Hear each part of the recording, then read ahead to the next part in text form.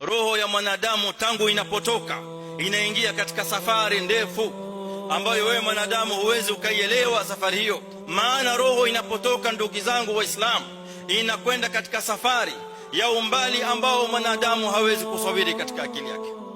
Lakini Mtume sallallahu alaihi wasallam ametuambia, na ndio maana tunaamini ya kwamba roho ile ikiwa ni roho ya mu'min, roho ya mwema, inakwenda inapaa juu, inafika katika samaa dunia, mbingu ya ardhi, inaombewa ruhusa. Ikiwa ni roho iliyoruhusiwa kupita, inapenya, inakwenda hivyo hivyo, mbingu ya pili, mbingu ya tatu, mbingu ya nne, mpaka mbingu ya saba. Ile roho inafika katika mbingu aliyoko Allah azza wa jalla huko juu. Halafu Allah azza wa jalla atoe amri kuhusu roho ile ambayo imeletwa mpaka fi samai sabia. Kumbe wewe ukifa ukiwa ni mwema, roho yako inapandishwa juu mpaka samai sabia.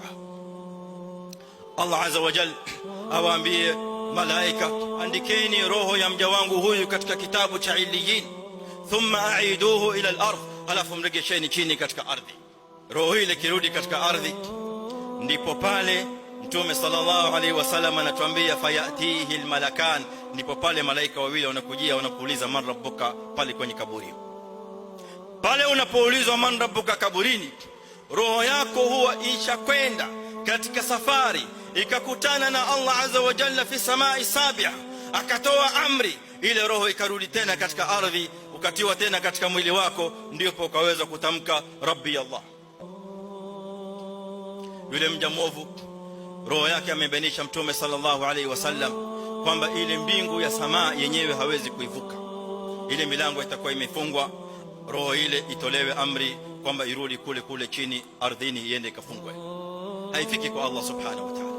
Nas'alullah subhanahu wa ta'ala an yunawwira wujuhana yawm al-qiyamah wa an yaj'alana min ahliha, innahu sami'un mujib.